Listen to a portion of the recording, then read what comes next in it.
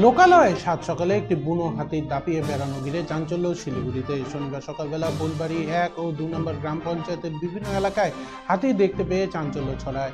যদিও এখন পর্যন্ত হাতির আক্রমণে কোনো রকম বড় ক্ষয়ক্ষতির খবর পাওয়া যায়নি, তবে হাতিটি ইতিমধ্যে আশ্রয় নিয়েছে নিউ জলপাইগুড়ি রেল স্টেশনের পাশে ভোলার মোড় আরপিএফ এর 4 নম্বর ব্যাটালিয়নের ভেতরে। হাতি লোকালয়ে চলে আসার খবর পেয়ে ছুটে আসে শিলিগুড়ির ডাবগ্রাম রেঞ্জের বনকর্মীরা।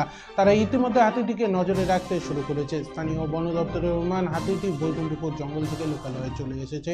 দিনের আলো ফুটতেই হয়তো পথ ভুলে আর জঙ্গলে ফিরতে পারেনি, তবে বনকর্মীরা নজর রাখছে এবং সন্ধ্যা নাগাদ তাকে জঙ্গলে ফেরানোর চেষ্টা করা হবে বলে বন দপ্তর সূত্রে খবর।